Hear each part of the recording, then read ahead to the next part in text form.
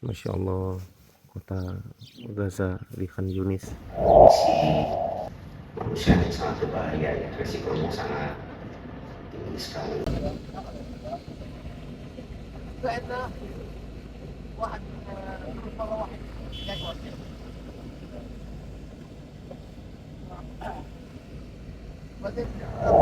Masuk perbatasan dari Israel ke Gaza itu seperti langit dan bumi.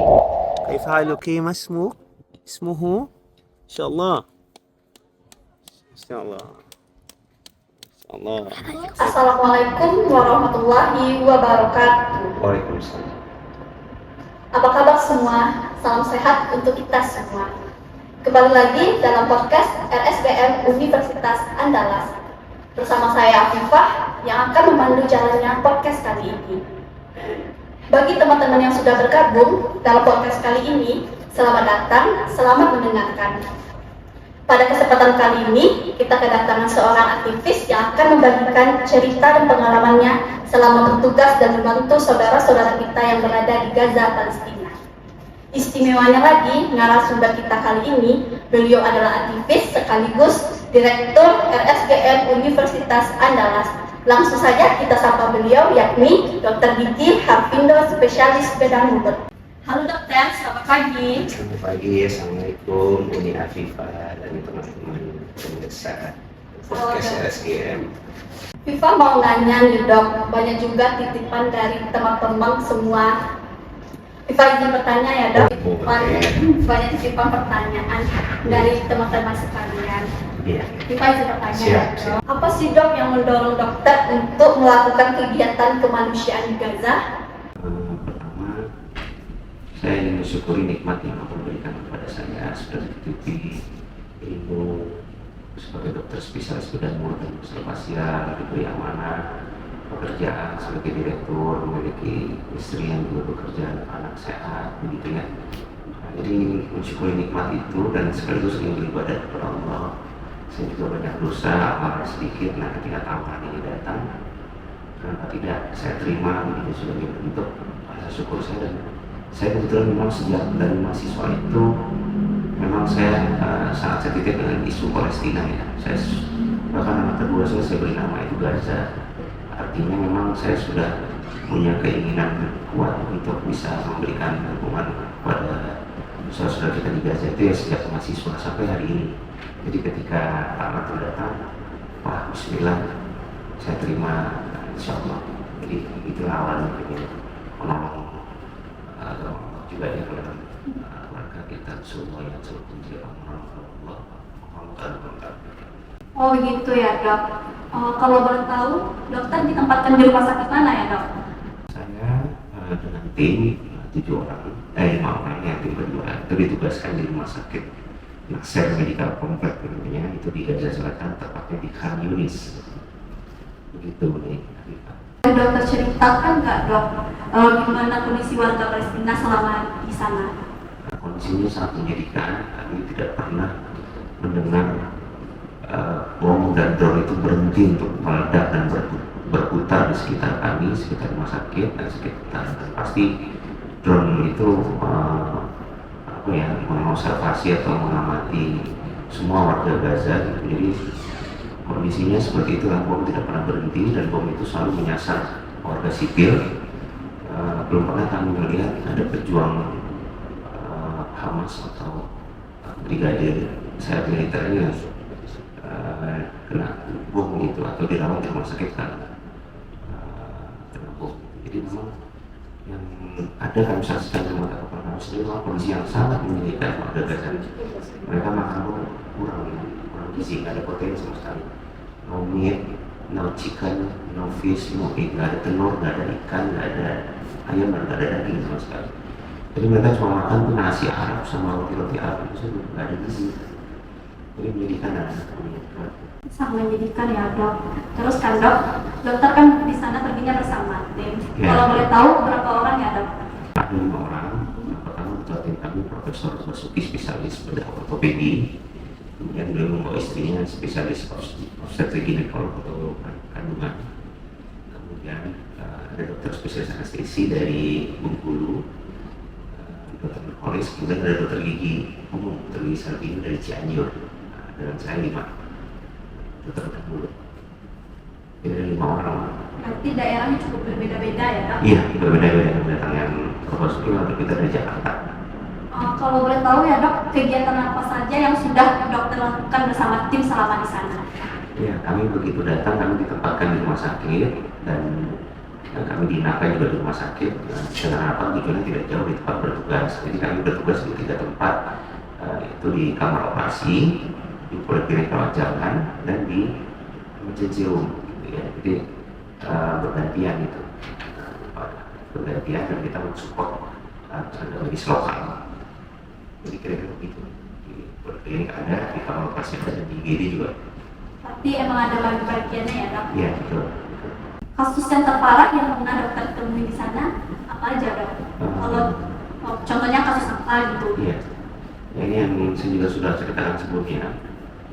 Saya menemukan kasus laki-laki mau datang dengan patah rahang, remuk, tetapi bagian luarnya ini bersih, clear, nggak ada tanda-tanda. Biasanya kalau patah rahang itu kan ada robek, ada hematom, ada odem gitu ya, ada nyeri. Ini sama sekali nggak ada.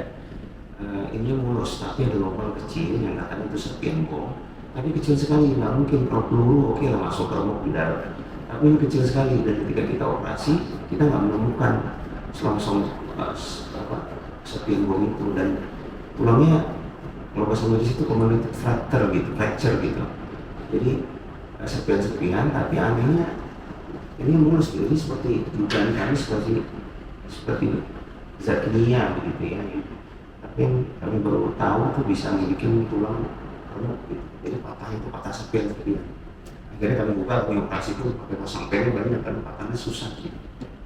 Nah, jadi itu yang kami temukan. Di samping kami menemukan kasus-kasus penyembuhan luka yang terganggu ya, ada infeksi bernanah sehingga tulangnya udah dipasang pen tapi nggak nyambung-nyambung gitu. Jadi itu yang kami sedihkan. Begitu ya, Dok.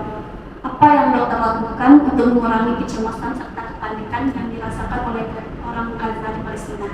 Nah, yang pertama, saya mau jujur sama saya juga merasakan rasa takut ya, dan panik ketika bom itu nggak pernah berhenti ya. Maka kami nggak bisa tidur kalau boleh jujur gitu ya. Tapi kami sering menguatkan dengan cara satu sama lain itu. Kalau bisa berjamaah kita saling menguatkan, kita duduk dulu melingkar di tempat sholat itu. Kemudian kita sholatnya di balkon, bukan di masjid, kan nggak boleh keluar. Nah, kemudian yang paling menguatkan itu ketika kita berinteraksi, bergaul dengan orang-orang sana, karena orang asli Gazanya justru mereka kuat. Mereka justru, Masya Allah ya, ini di luar pikiran rekan saya, ternyata mereka hidup itu normal, penuh kebahagiaan, optimisme, semangat, penuh harapan gitu ya, nggak pernah menyalahkan Tuhan, menyalahkan pemerintah, menyalahkan Hamas gitu, nggak pernah saya dengar. Jadi justru mengelola rasa takut ini dengan bergaul dengan orang asli Gaza, karena mereka sama sekali nggak. Saya temukan wajah trauma, stres itu nggak ada. Bahkan saya tanya di sini banyak orang gila nggak ada. Jadi begitulah menghilangkan rasa takut selama di sana.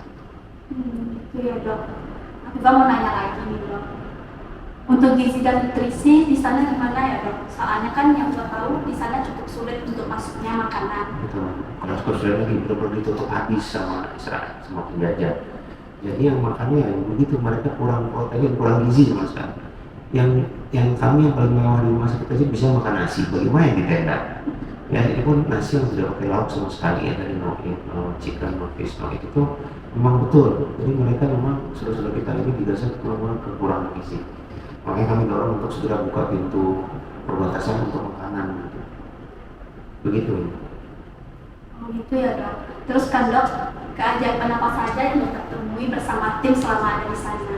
Soalnya kan yang dengar di sana cukup banyak keajaiban. Ya, betul. Keajaiban yang pertama tentu keajaiban yang paling saya tidak pernah diliput media adalah bagaimana keseharian orang-orang Gaza ya. Ternyata mereka luar biasa, Masya Allah, hidupnya normal ya. Mereka profesional kerja di rumah sakit, yang koas ada, yang residen ada, yang manajemen rumah sakit kerja, jalan, bagi laboratorium jalan. Kemudian kami seperti luar rumah sakit ada yang berjualan tetap jalan, yang jahit baju, kami lihat juga ada yang jahit baju juga. Jadi Justru keajaiban pertama itu bagaimana orang-orang Ghazali kok bisa dia menyikapi bom yang setiap saat yang bisa mengancam kehidupannya, nyawanya, tapi dia sikapi dengan penuh ketenangan, kesabaran, semangat, optimisme, berpikir positif gitu. Itu keajaiban pertama. Keajaiban kedua mungkin contoh misalnya di kandungan yang ada ibu yang melahirkan ke-9, 1 sampai 8 operasi.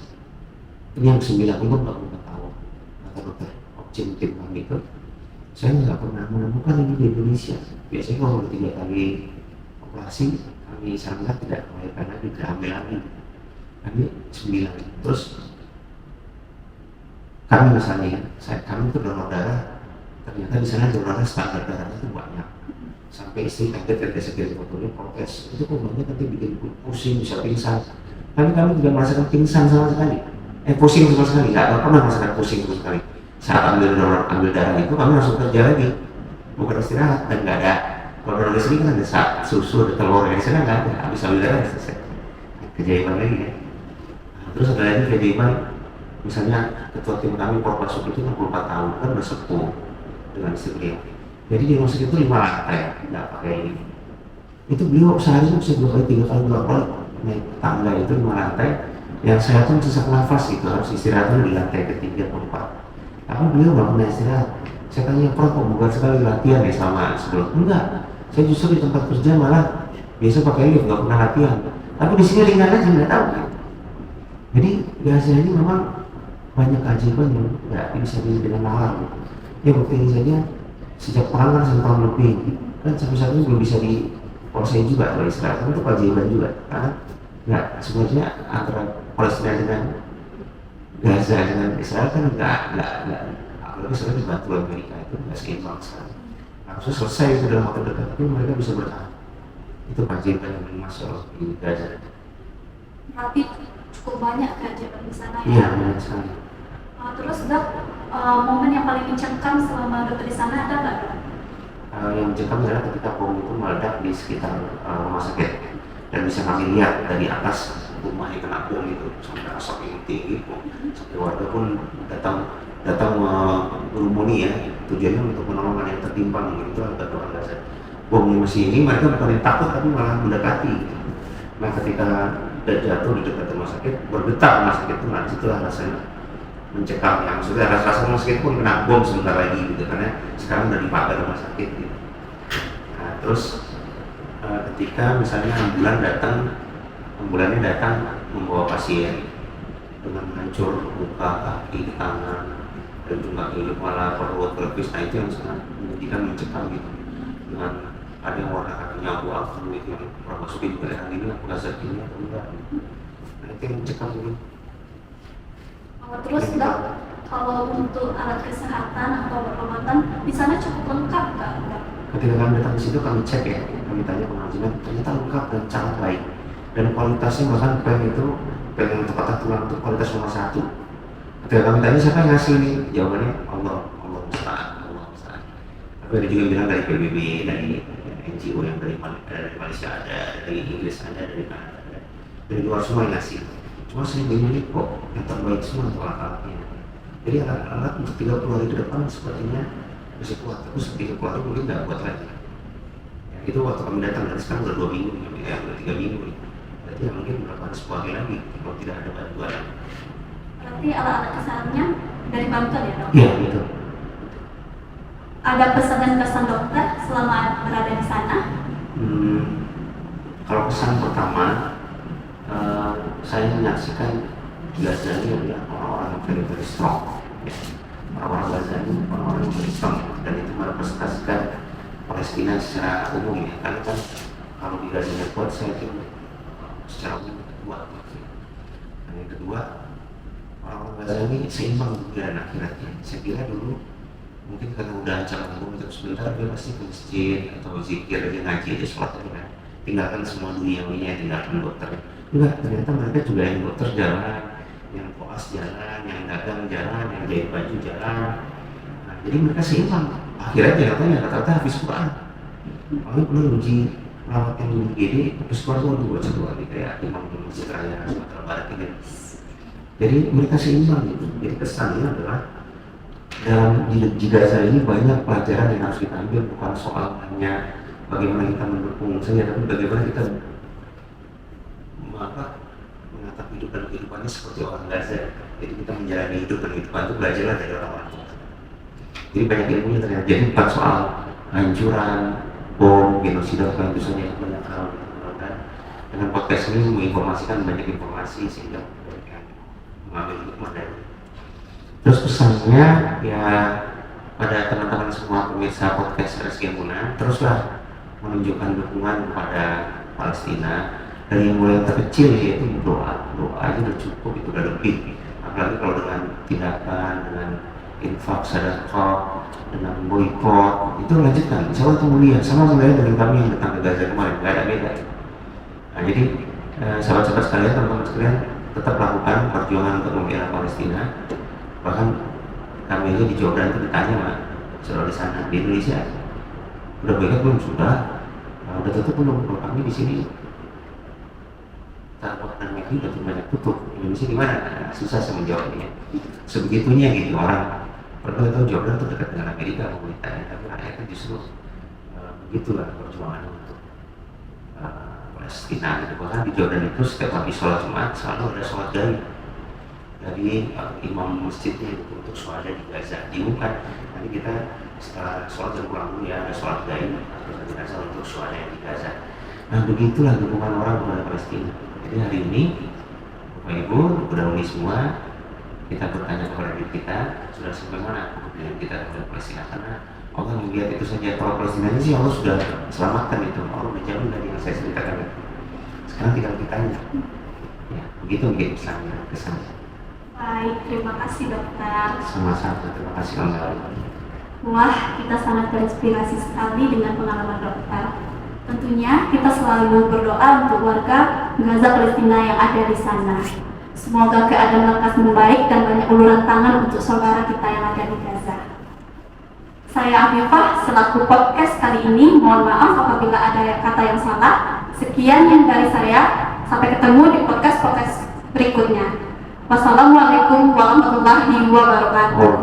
We came from my country with Dr. Harvindo from Sumatra and Dr. Noli from Sumatra also. He is an anesthesiologist and he is a oral maxillofacial surgeon. He came to support our brother, our population in Gaza.